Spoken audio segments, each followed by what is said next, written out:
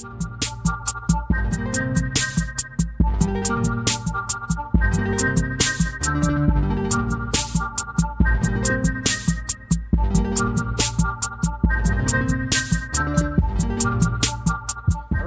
everyone, this is Scott McNamara with What's New in Adaptive Physical Education, and this is a part 2 episode of the NCPHAD interview with Dr. Jim Rimmer and Alex Martinez, the inclusion specialist from NCPHAD. And as you remember, NCPHAD is a national organization funded through the CDC that works with building inclusive, healthy communities and is a big part of our APE community. So we're going to get started right where we left off, talking to Dr. Jim Rimmer and Alex Martinez about all of their different ventures and about NCPHAD and the research that's going on and how we can use the resources with NCPHAD as well.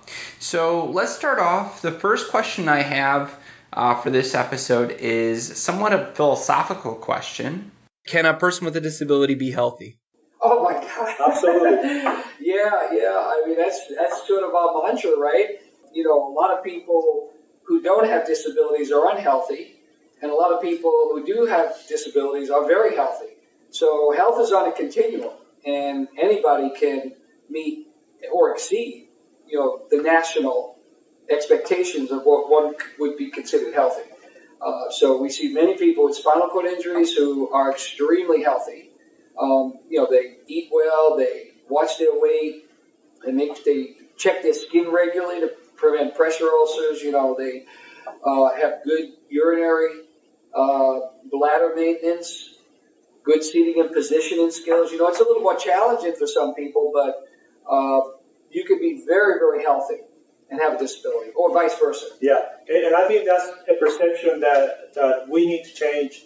A lot of people assume because somebody has a disability or visible disability that they are not healthy. I think that we focus on the model of we need to fix the society and the environment where people live so they can get out there and be healthy. We don't need to treat the person. We need to treat the environment so they can get out there in their community. So definitely a good question, and absolutely yes, people can be healthy with disabilities. Do you think that there's less emphasis on health and exercise for people with disabilities compared to their typically developing peers? Well, I think, that's a problem where we're seeing that in NCPHAD. There's a lot more funding opportunities, right? Because everything is driven by research. If you're an exercise physiologist, there's a lot of funding at NIH to look at prevention of chronic diseases, prevention of cardiovascular disease, prevention of cancer, prevention of type 2 diabetes. When you get into the culture of disability, it's very hard to compete, against some of these world-renowned scholars from Harvard or Johns Hopkins or University of Texas. So we see a lot less resources. But we believe that we don't need to reinvent the wheel, that what we need to do is adapt the wheel, right? And adapt the wheel means take the best practice programs out there and just adapt them for people with disabilities, do it systematically, and then maybe get a smaller grant, from a local foundation or even from a federal agency. So I've been pushing this very hard, Scott, because I do believe that NIH has now become very interested in adaptive physical activity. We've got plenty of evidence-based programs out there, but nobody's using them, right? So we've got to get people with disabilities not separate, but equal, right? And we've heard that term during the civil rights. We need inclusive programs, and that doesn't mean we don't need programs where an athlete can train with other athletes with disabilities. We're not saying that. NCPHAD believes you need both. But right now, where we see the big gap is what Alex mentioned. It's the environment. It's not the individual. We've got to change the environment, and if we default the environment to be healthy and to provide options, then people with disabilities will have an equivalent level of opportunities as the rest of the community. Wonderful. That's something I think we all need to reflect on and how we can better do that. All right, so let's just quickly transition a little bit more about this grades and about this adaptations curriculum evaluation system you've created. Yeah, I think it's, what breaks my heart is when I see so many universities around the country, Research One universities, actually remove, take positions away from adaptive physical activity and give it to exercise science, it's because they're trying to get they're trying to bring federal funding in, right? And here we are, we're sitting on a field which has now been created called implementation science. What is implementation science? It's the ability to adapt programs in real world settings, right? And along with that, the medical world has figured this out, and now they've got something called precision medicine. And what is precision medicine? It's you take all of the elements of a person's genotype, right? We've got now the DNA mapped out. You take DNA, you take their behavior, you take their environment, you take their physiology, and you put it into a big data system, and you come out with more precise prescriptions, medical prescriptions, or treatments for people who have various chronic diseases. So the model is laid out now for adaptive physical activity because, as Alex said, 2 children with autism in 2 different settings could have very different results with the same adaptations, right? But what the grades does is it allows you to keep adding adaptations or to take out different adaptations in these 5 domains of the built environment, equipment, the services, the instruction, and also the overarching policy, so that you've got a systematic way of doing this. And I just want to mention to your audience that research can be done. Somebody might look at this and say, well, I'm just an adapted PE teacher. Well, no, you are a researcher. Research just means that you're trying to advance science in some systematic way. There are case study journals now where you can publish a paper on one participant with autism. So we need your audience to understand that Alex is waiting to hear from you. He's waiting to see what kind of adaptations to have. He's looking in his archive of adaptations to see if those exist. And if somebody's doing something that's really successful, he's going to archive that by their name and by the person that they work with. We don't have to identify who he is, but he's going to say it's a child with autism, 10 years of age. That's how you build the adaptive physical activity science, so it's not subsumed by another group of implementation scientists using what we call adaptations, right? We should be getting more of the NIH funding because we know how to adapt it. Unfortunately, we didn't build a science under it. Now we have the science. We need people to come to NCPHAD, to speak with Alex, to understand what he means by this term adaptation science, and then he can work with them on developing the infrastructure for them to be able to test it in their own community. Phenomenal and probably kind of a little mind-blowing. You got so much content knowledge. I want to ask you a little bit more about some of this stuff. So the grade system that you were talking about as well. Can you give me some examples of what those grade systems kind of tell us? Yeah. Well, I'll turn it over to Alex for a couple of examples, maybe with Girls on the Run. But there are 5 domains that we've identified with this $2 million grant. Built environment, equipment, the services. It could be an assistant, a human being, somebody needing assistance. The instruction, right? The instruction either the teacher needs on the training or the instruction the child needs or the instruction the parent needs. So with those 4 domains and then the overarching policy, right, of, well, what's the policy now for working with this particular child, you've now got the DNA. You've got the DNA of adaptation science. We spent 5 years making sure that there aren't any other domains out there that we may have missed. Now, are there subdomains under equipment or science or services? Yeah, there probably are. But that's where we need to hear from the community. So Alex could give you a few examples with Girls on the Run, the built environment, the equipment. Yeah, so for example, with Girls on the Run, one of the adaptations that we can do, we're looking at some of these different types of domains in the environment. Is just making sure that the areas where the curriculum is actually practiced are inclusive and accessible. Make sure there's a bathroom, make sure that the paths are safe, make sure that the teachers have actually knowledge of physical disabilities, so they can connect with the students and with the participants. So that's just one of the examples of maybe the environment. Not only the environment in the classroom, also the environment outside. Can they really come to your program?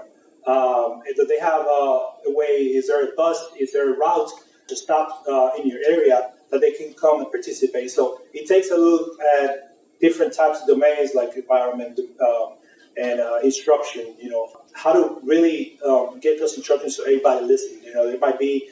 It might not just be verbal. I might have to have instruction posted on a board. I might have to come up with a video and so I can show the instruction. I might need somebody to demo that instruction, that skill set that I want them to do. So taking all those things into consideration and then putting them on a resource so people can use it. I think there's some kind of examples of what the grades allowed us to do with that framework. Well, and I'll just add one more to that, Scott. You know, we had Lauren Lieberman, who's one of the world-renowned adaptive physical activity professionals, and she's on our advisory council. And so Lauren, you know, I was in Israel for the International Symposium on Adaptive Physical Activity, and Lauren and I were sitting around eating, and she said, "Oh, I love your videos. You know, you have this one, you know, just great." She says, "However, I have to make one suggestion. You know, on the video where you have the teacher, there's a child and they're not participating because they're not successful and they're out in the field, and you have the teacher come over to ask Mary why she's not participating. You know, she's all by herself. Why don't you make the other option a peer going up to Mary? Because I feel, you know, as an expert in adaptive physical activity, it would be better for a peer to teach Mary. Because maybe what Mary wants is not the teacher coming up, because now she's singled out and isolated. Oh, well, look at the teacher talking to me. It's another child. How simple. So these adaptations are out there. We do this as experts in adaptive physical activity, but never do we think about there are other people out there that are doing it differently that may actually be better. So some people could say the teacher's better because, you know, top-down approach, this is a good. Other people say, no, it should be a peer. We want all of these adaptations because there's not one adaptation in the world that's going to work with everybody. And so what we're developing with grades are what we call macro adaptations. These are the macro. These are the core adaptations that every adaptive physical education professional in the world should know. But subsumed under that are what we call micro adaptations. And the micro are getting closer to the individual DNA. Because there's no two individuals in the world that are alike. And when you get into the heterogeneity of any disability, it's even further apart. So that's why we need all adaptive physical education professionals in NCPHAD to share with us the micro adaptations that Alex needs to build his compendium of adaptation. And I'm glad you mentioned Lauren. We are actually... we partnered with Lauren, and then she explained there was a need for more videos and information on universal design learning, UDL. So we are going to come up with a video that is going to show adaptations for that specific term or framework of teaching. And so it was a great partnership because she came with scenarios and different adaptations that now, like Dr. Rivers said, I'm going to be able to put in my bank. So I can use it, and people are going to be able to see them on the video. So then as well, she's going to be able to disseminate that information with her students and also in their conference that she attends to speak. So I'm glad you mentioned. And we've got the best instructors and leaders in the world, in people like Lauren Lieberman and Monica Lepore. I mean, these are people who are, they're really the best kept secret among scientists. So you've got this whole field of implementation science, and they struggle with trying to figure out how to adapt things, you know. And I laugh because I go to these meetings, we're trying to adapt this chemotherapy for patient A, but we don't know quite how to get to patient B. And, you know, we're coming up with this implementation strategy, and here we are, you know, sitting on a treasure trove of how to adapt anything to anybody in the world.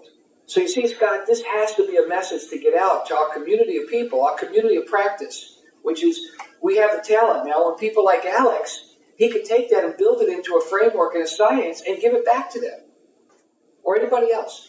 I think what you're saying is so true. And I find, you know, I know Lauren, I know Monica, and I know so many other people. And in our field, and especially the experts in our field, but just all, you know, the professionals in our field, I feel like we're so busy because there's such a need for what we do that we then have this really hard time of communicating sometimes and kind of finding out what other people are doing and such. I think, you know, even what you're trying to do right now, and you're trying to give this easy to use resource to everyone.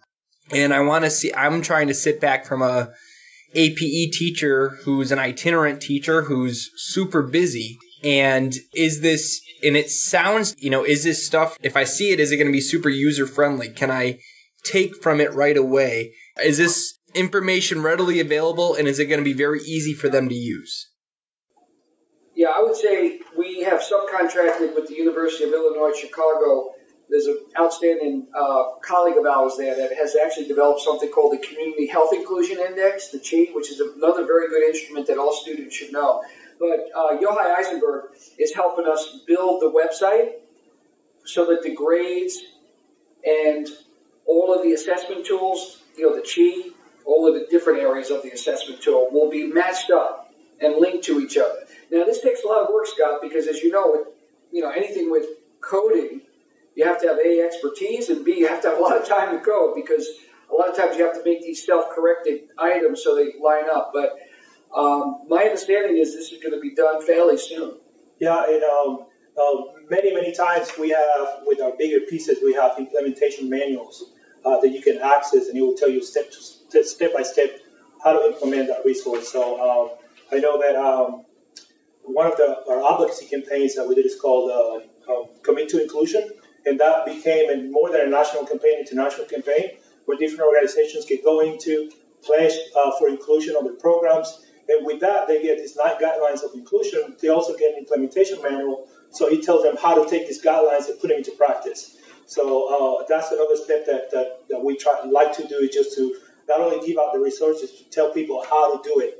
And if at some point there's some questions, they can always reach out back to us, and we can give them that technical training they need in order to be successful when prescribing these resources and programs. So look for something, maybe another time we can talk about this, but look for something that's going to be automated. We also have something called the ICHIP, which is the Inclusive Community Health Implementation Package, which includes leadership, training and technical assistance, assessment, health communication, policy. These are going to be packaged under Alex's area, under education. And it's all going to be automated. So somebody can get in and say, man, I would love in this school district to have a policy that prevents discrimination against children with disabilities. Or I would love to have a policy that prevents children with disabilities from receiving physical therapy as a replacement for adapted, which we know is illegal, right? You cannot replace PT. You can't replace physical education with PT. Yet this is still going on today, 40 years after the passage of the federal law. So Alex is, I think what the world needs to know is they've got a friend in Alex Martinez, right? And that they need to challenge him and say, you know what? Your website is great. I love your micro newsletter, but I think you're missing something.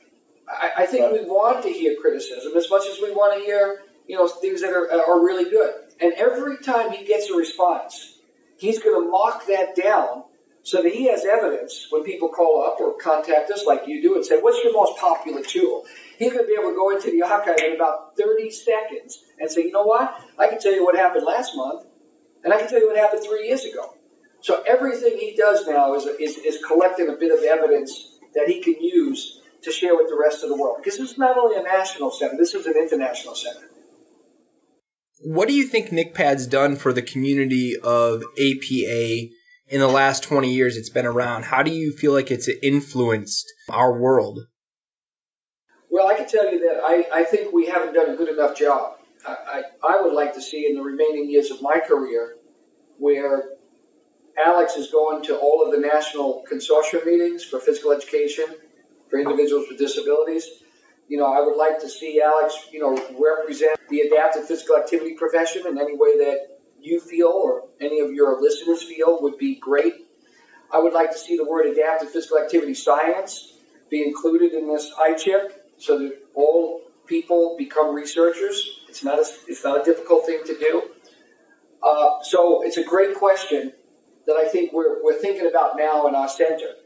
And I also want to say that, in 2 to 3 years, what you're going to see in NCPHAD is it might even be a title change. It might not be called NCPHAD. It could be called the Center on Adaptive Physical Activity, Nutrition, and Health Promotion.